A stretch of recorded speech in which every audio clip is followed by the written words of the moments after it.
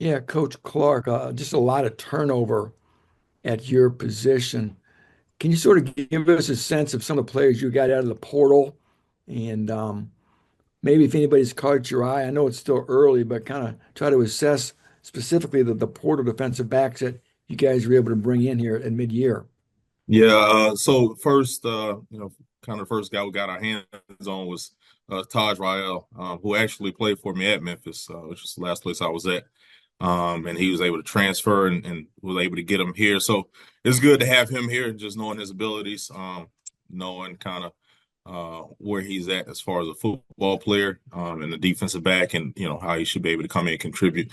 Then Crew Wakely played at BYU. He's a really good player. Was very productive over there. Kind of split time. He kind of wanted to go somewhere where he can have the potential to be the guy.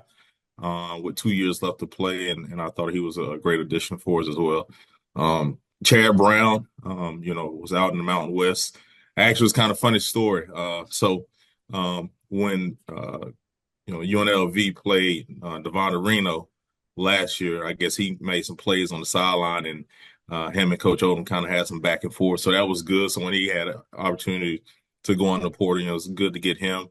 Richard Tony is another guy that at TCU, kind of was behind the All-American, and Bud Clark over there.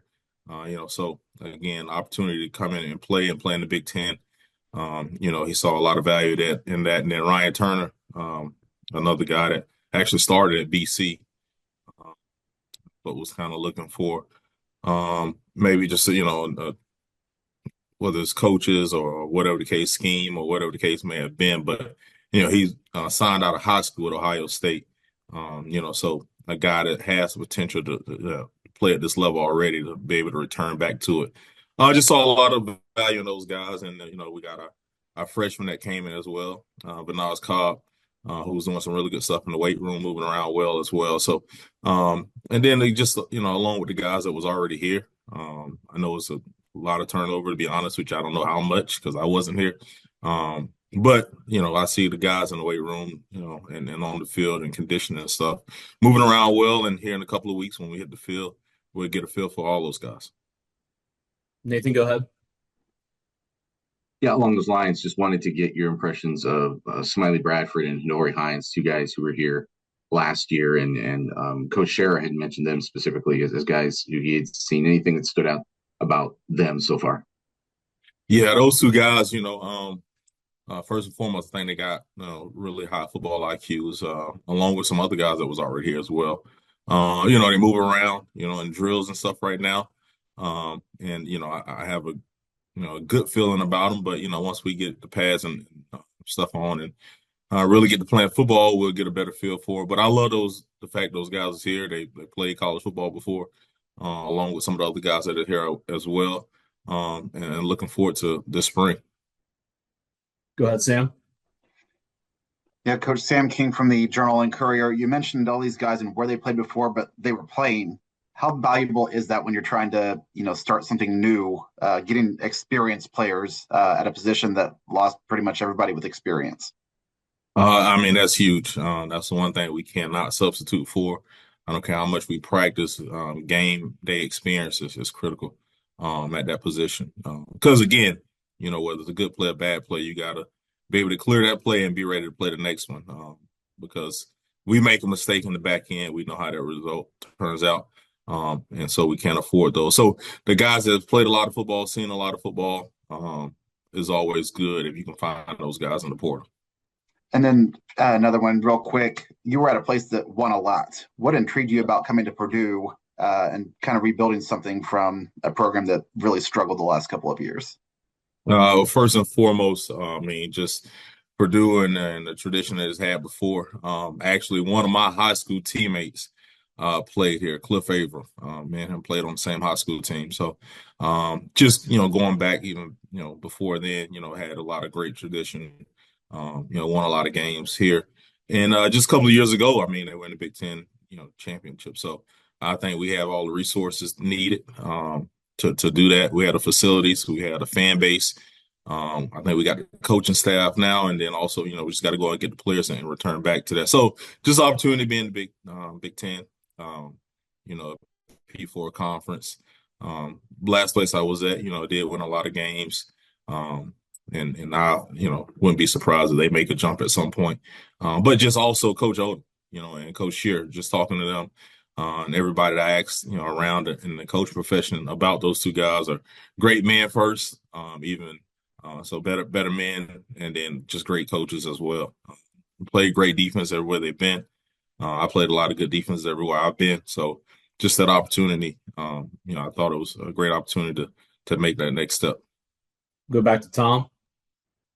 Coach, depth at your position. How do you feel with your numbers? Do you think you're going to need to get some portal help for the defensive backfield in that April window? That's an interesting question. We kind of talked about it as a staff, because as you continue, you always want to add depth, right? You always want to add better guys. That's what recruiting is for, right? Is try to go get guys that's just as good or better than the guys you got, and that's not going to stop. But with the number being reduced down to 105, we got to kind of make sure we're on the same page across the board, across the team with that, and like I said, we'll have a better understanding of where the depth is at. But if you can add better guys, and build some depth, that's always great. So again, we have to go through the spring first and get a feel for kind of where we're at right now, and where the numbers need to be, and as far as what things we're going to do on defense. And I think that's a better question for the end of the spring to kind of see where we're at. Go back to Nathan. I know the actual football playing hasn't really kicked in yet necessarily, but anybody that's jumped out to you in terms of other measurables, like just pure speed, strength, those sorts of things? Anybody that's kind of I will say this, guy that I forgot to mention, I should say earlier, when talking about the portal guys, the guy that came over from UNLV with coach and the staff is Tony Grimes. He has stepped up and accepted, probably being a leader in that back end. Done a great job of communicating with guys. Yes, he's doing a lot of good stuff on the field, but I tell you what, all the great teams I've been a part of have leaders, and he's definitely one. And I look forward to watching him continue to watch him grow on the field, but also in the leadership role as well. Doug, go ahead. Yeah, Coach. Coach Shear talked about, wanting to show a bunch of different things as defense as a whole. Just how does that impact you guys on the back end, and how versatile you guys have to be? I think it's a good thing. Last place I was at, we did a lot of that stuff. We went from, whether it's 3 down to 4 down to, even the 3-3-5, deal that people are running nowadays. I think it just makes it tough on quarterbacks nowadays. As good as those guys are with receivers and quarterbacks being able to, basically play 7-on-7 out there. If you just sit at one defense, be able to change up that picture and make it hard for the quarterback.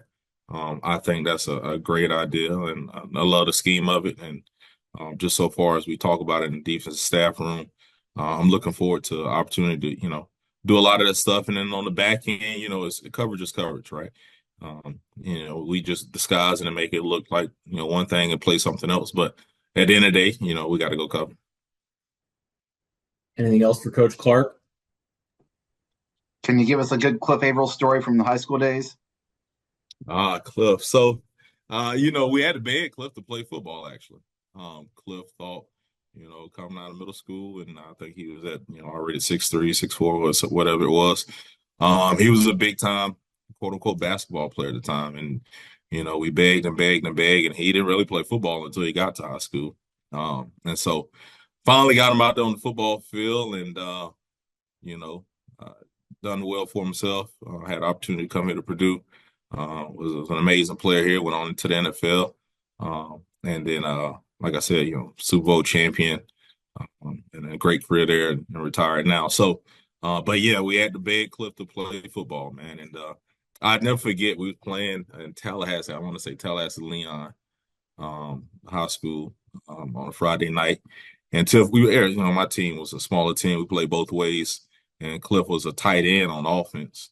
And I played quarterback my senior year, and had just a basic QB run, like a counter. And I actually ended up running into Cliff and hurting his knee.